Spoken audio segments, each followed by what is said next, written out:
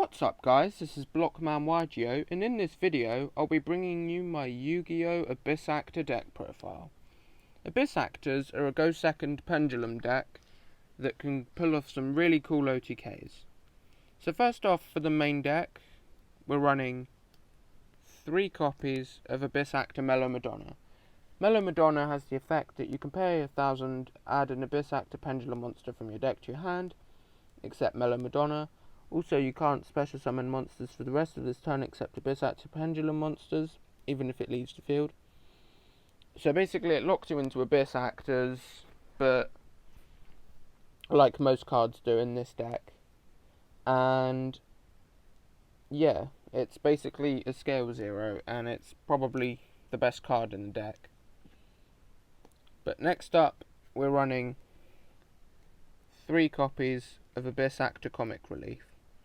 Now, Comic Relief is pretty much just a creature swap, and it has the effect that in the scales that you can target an Abyss Actor pendulum you control and one monster your opponent controls, switch control of both monsters, then destroy this card. And you can only use this effect of Abyss Actor Comic Relief once per turn. And basically its monster effect is once per turn, if control of this face-up card changes, activate this effect. The owner of this card can destroy one set Abyss script spell in their spell and trap zone. So Abyss scripts are basically the bread and butter of the deck almost, because they're like the Abyss actors learning new scripts to perform for people. So next up, we're running 3 copies of Abyss Actor Wild Hope. Now, Abyss Actor Wild Hope has the effect that once per turn, you can target an Abyss Actor card in your other pendulum zone. Its pendulum scale becomes 9 until the end of this turn. Also, you can't special summon monsters for the rest of this turn except Abyss Actor monsters, even if this card leaves the field. So basically, you can sort of bait out and negate with this. So if you put it in your scale and you use that with Madonna and your opponent's like, you know what, we need to negate this and destroy it, and if it gets destroyed by battle or card effect, you can add an Abyss Actor card from your deck to your hand. So even if your opponent negates and destroys the pendulum scale, you can just, you know what, let's just search an Abyss Actor card, sure. Next up, we're running 3 copies of Abyss Actor Curtain Raiser, probably one of the best cards in the deck. And if you control no monsters, you can special summon it from your pendulum zone. You can only use this effect of Curtain Raiser once per turn. And once per turn, you can send an Abyss script spell from your deck to the grave, add an Abyss Actor pendulum monster from your extra deck to your hand, so that's pretty neat. And it's also a scale 7, which is pretty nice.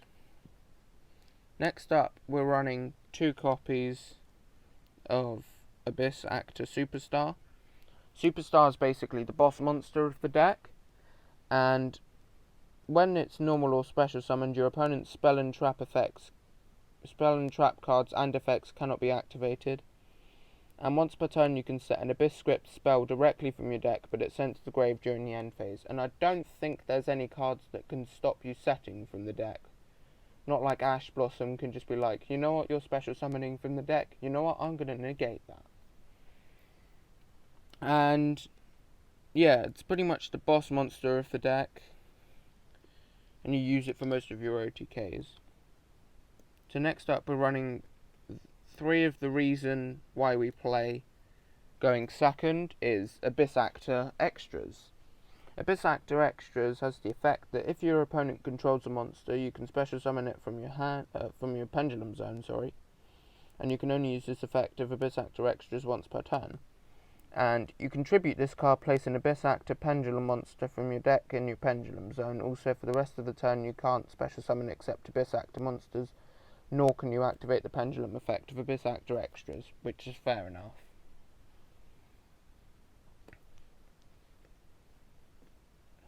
So that's pretty good. And next up, we're running 2 copies of Abyss Actor's Sassy Rookie. Sorry. The first time this card would be destroyed by battle or card effect, each turn it's not destroyed. If it's destroyed by battle, or if this card in its owner's monster zone is destroyed by an opponent's card effect, you can special summon a level 4 or lower Abyss Actor monster from your deck except Sassy Rookie, and if it's in the pendulum zone is destroyed, you can target a level 4 or lower monster your opponent controls to destroy it.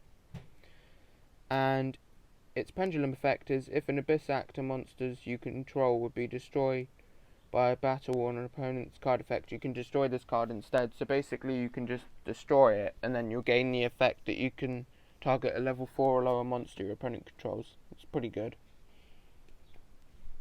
And next up we are running 2 copies of Abyss Actor Twinkle Little Star.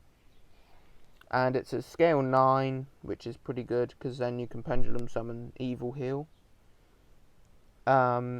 You can't pendulum summon except Abyss Actors, fair enough, and this effect can't be negated, and once per turn you can target an Abyss Actor monster you control. This turn it can make up to 3 attacks on monsters during each battle phase. Also, other monsters you control cannot attack for the rest of this turn, even if this card leaves the field. And it can't be destroyed by battle during your turn, and this card can make up to 3 attacks on monsters during each battle phase. So basically you can use something like Fantasy Magic, and you can just crash into things and it will return it to the extra deck or hand or something. Can't remember off the top of my head. And next up we are running 1 copy of Funky Comedian, this is your out to Dragoon, 1 copy of Leading Lady, just because, and 1 copy of Abyss Actor Evil Heal.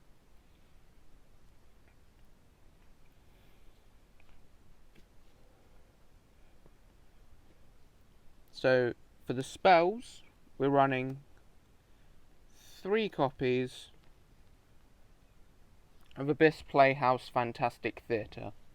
Basically, you can reveal an Abyss Actor Pendulum in your hand and an Abyss Script spell in your hand. You can add 1 Abyss Script spell from your deck to your hand with a different name than that revealed spell. And while you control a pendulum summon Abyss Actor Pendulum monster, any monster effect activated by your opponent becomes destroy a set spell or trap your opponent controls, so that just makes your job a lot easier for your Abyss scripts. And also, if you don't have any set and your opponent tries to Ash Blossom while you control a pendulum summon monster, there's no set card for it to destroy, so it doesn't negate the effect just doesn't occur. So next up we're running the best spell in the deck, probably. 3 copies of Abyss Script, Rise of the Abyss King. Basically, target face-up cards on the field up to the number of attack position Abyss Actor monsters you control with different names, destroy them. And if you control a level 7 or higher Abyss Actor monster, your opponent can't activate cards or effects in response to this card's activation. So that's pretty much just like, hey, you want to Borreload Savage? Or, hey, you want to Crystal Wind Synchro Dragon, activate that effect? How about you can't activate it? And all the Abyss Script spells have different effects depending on whether they were set and destroyed. And if this set card in its owner's control is destroyed by an opponent's card effect, and you have a face-up Abyss Actor Pendulum monster in your extra deck, you can add up to 2 Abyss Actor cards and or Abyss Script spell cards with different names from your deck to your hand. So that's great. And next up, we're running 2 copies of Abyss Tainment. This is kind of a brick, and you don't really want to see it because you won't use it that much. But basically, you will... Oh, sorry, just hit the tripod. Basically, if it's set and destroyed by an opponent's card effect and you have a face-up Abyss Actor in your extra deck, you can special summon any number of Abyss Actor Pendulum monsters from your deck. So that's great. That's pretty much an OTK right there. Next up, we're running one Abyss script opening ceremony. It's just pretty much our reason for winning in time, just because it gains 500. You gain 500 life points for each Abyss Actor monster you control, and if its set card is in its owner's control is destroyed by an opponent's card effect, and you have a face-up Abyss Actor Pendulum monster in your extra deck, you can draw until you have 5 cards in your hand. So basically, you can replenish your whole hand, which is pretty good. And next up, we're running one copy of Abyss Prop Wild Wagon. This basically protects your Abyss Actor monsters from being destroyed by battle once each turn. And once per turn, you can target an Abyss Actor monster you control. Your opponent can't target it with card effects until the end of their turn, even if this card leaves the field. And if the set card in its owner's control is destroyed by an opponent's card effect, and you have a face-up Abyss Actor Pendulum monster in your extra deck, you can return all cards your opponent controls to the hand. So that's the last of the Abyss Actor cards, and Abyss scripts and Abyss props. But next up, we're running 3 copies of Allure of Darkness. Allure of Darkness is basically the best draw card in this deck, because you draw 2 cards, banish a dark from your hand, or if you don't have any in your hand, send your entire hand to the grave. But most of the time you will be drawing dark, because pretty much all of the cards in this deck are, in fact all of the cards in this deck are dark, except for the spells and traps obviously. But there's a lot more monsters than there is spells and traps. And next up, we're running 1 Monster Reborn, target a monster in either grave, special summon it, and 1 Called by the Grave. So this is basically a good way to stop us getting Ash Blossomed, because it just stops an Ash Blossom on our Abyss Actor Mellow Madonna. And finally, for the main deck, we're running 1 copy of Waking the Dragon, because you can just set this in with the field spell, and it just gets destroyed. And if the set card in its owner's control has left the field because of an opponent's card effect and is now in the graveyard or banished, you can special summon a monster from your deck or extra deck, so just no restrictions. So that's the main deck sorted. Now we'll move on to the extra deck. We're running the extra deck, pretty much doesn't really matter. Oh, sorry, that's supposed to be down there. But Abyss Actor Hyper Director is the one card that you do need to run in the extra deck, and it's a definite 3 of.